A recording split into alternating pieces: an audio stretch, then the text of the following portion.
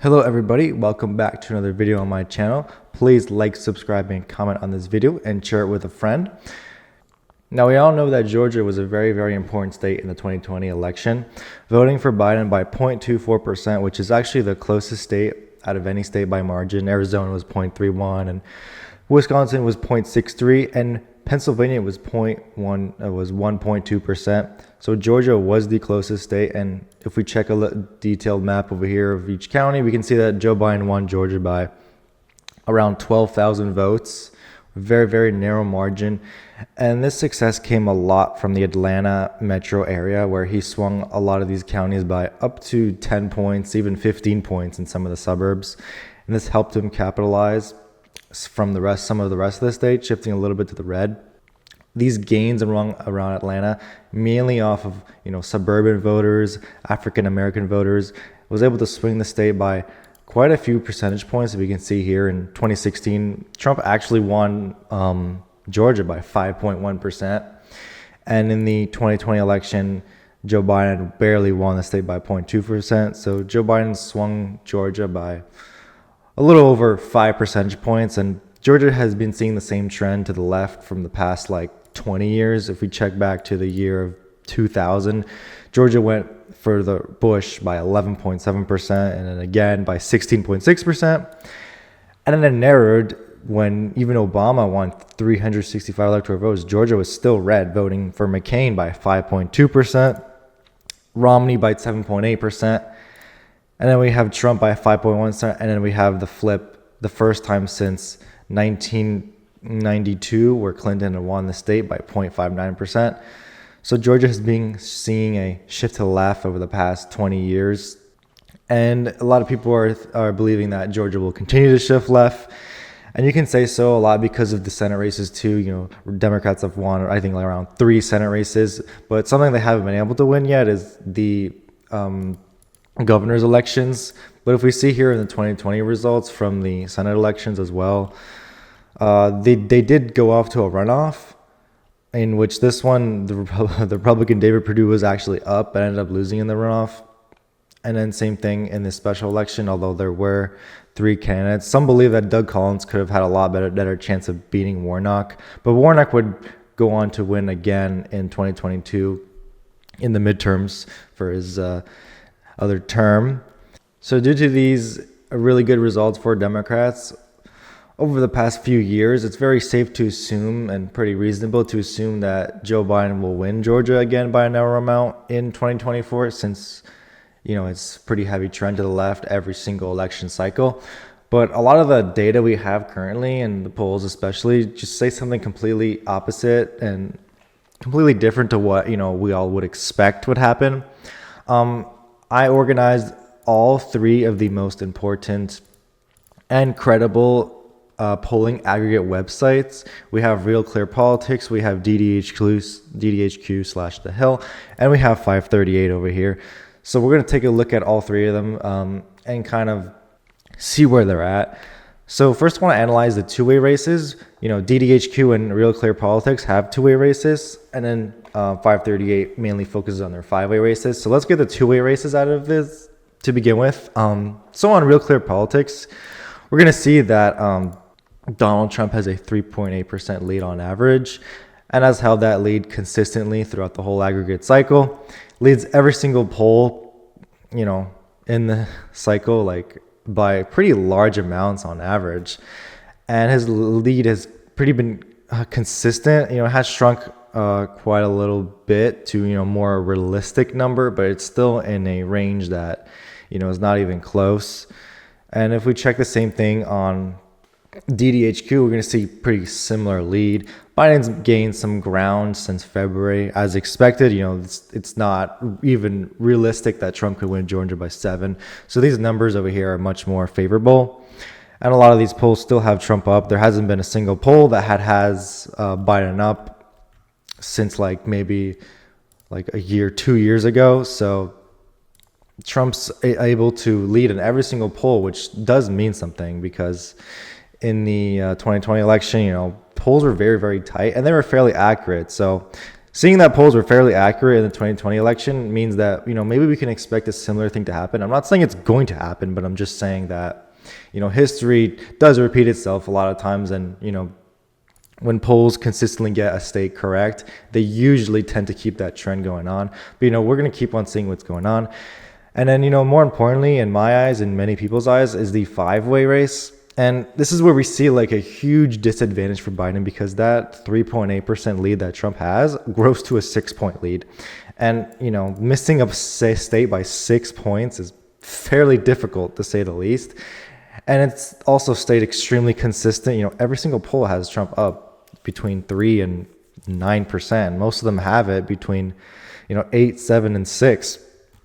And this is very comparable to DDHQ2, where we see here that Trump is up by 5.9% based on the 20 polls we have.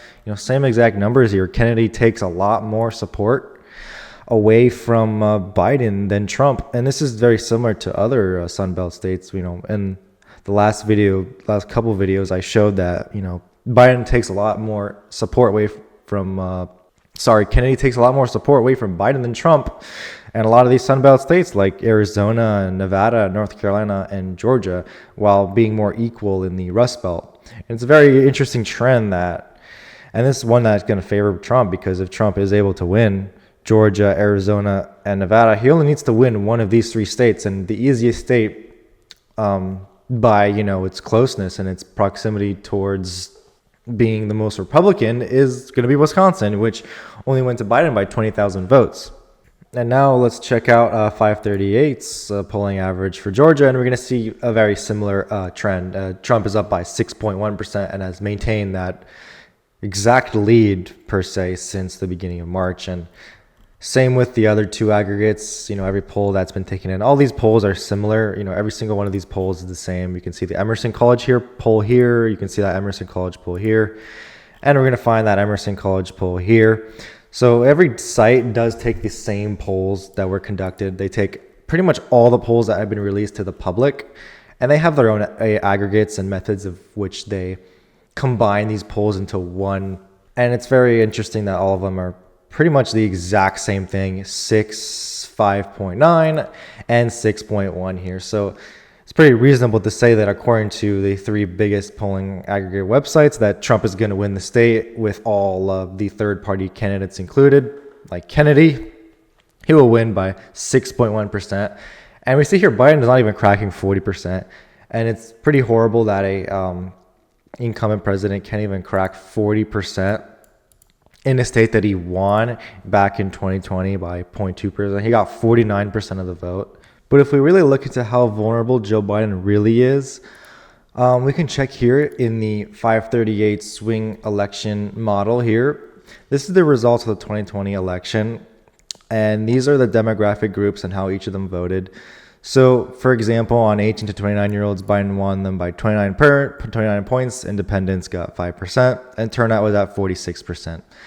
I want you to pay attention to Georgia here. Georgia is shaded in this very, very light blue state, and we're going to go to the race here, and we're going to say that the turnout of African Americans goes down by only 1%, and that already just flips the state. The African American turnout going down by 1% flips Georgia Republican, and that's going to be a common theme, because we've seen in all these polls that have been taken that African American turnout is going to be a lot lower for Joe Biden than in the previous election. And we're not going to see something like this happen again, according to the numbers we have currently. And let's say that the turnout's not down, but the black vote shifts. So let's say the black vote shifts only 1% towards Trump, 1%, and that already flips the state back Republican. So all Trump needs to do is either A, lower the black turnout by 1%, or B, gain 1% of African American support. And all he needs to do is that thing, and that will flip the state back to his column, because of how vulnerable Joe Biden's support is here. He only won the state by 12,000 votes, and the polls don't indicate that the trend that we've been seeing to the left will continue this cycle. Now, I'm not saying that in the future this won't happen, because I do think Republicans are going to be at a pretty big disadvantage going into 2028 with Georgia, but in this cycle, since Joe Biden is very unpopular with all groups, and this isn't even accounting for Joe Biden, losing support among Asians and Pacific Islanders and Hispanics. This is only accounting for a 1% shift among African American groups. And there's not really too much support showing that Trump's going to lose support among whites. So just that alone, a tiny, tiny shift will give Trump the state. And it's a very similar story with some of these other states, such as Wisconsin and Pennsylvania. But we'll get into another video and be able to explain a lot more states and go into a national view of this. We'll definitely return to the swingometer in the future video. So what do I believe that Georgia is going to vote for in the 2024 election? What do I believe the margin will be? I mean, it's very hard to say what the exact margin will be 6 months away from the election, but I could definitely say that right now with the current data, and this could change, right now it's definitely favored for Trump. And this state is definitely favored to vote for Trump and flip back to him, as well as, a lot of these other Sunbelt states. But I think Georgia especially has the highest chance of flipping back to Trump. And this is for multiple reasons, one being the low turnout from African Americans, as a lot of polls and pollsters and pundits suggest, and the higher the higher swing among minorities towards Trump. And this is very important in a state like Georgia, where there are a large portion of the electorate is of minority groups. So Trump gaining among minority groups is going to be very important for a lot of Sunbelt states. And this is probably why we can see a lot of these other Sunbelt states very strong towards Trump, because he is gaining among those groups. Same thing in North Carolina and Nevada and Arizona. So it's not like a one state fluke. It's just very, very prevalent among all of these Sunbelt states over here that Trump is, for some reason, and as I've discussed, it's because of that reason, among Trump gaining among minorities. And these states up here are a lot more white, and Biden's performing a lot better in these more white states over here. So it's very interesting that this, political realignment is ensuing, and it's not going to know for sure until the election actually comes, but we can continue to make, rough estimations and educated guesses with a lot of data that we have to show what exactly will go down. So at the end of the day, I think Trump right now will win the state by actually over 2 percentage points. I think he'll win it by around 2. And we'll continue to analyze this state. Thank you guys so much for watching. Please subscribe, comment on this video, and I'll check you guys in the next one.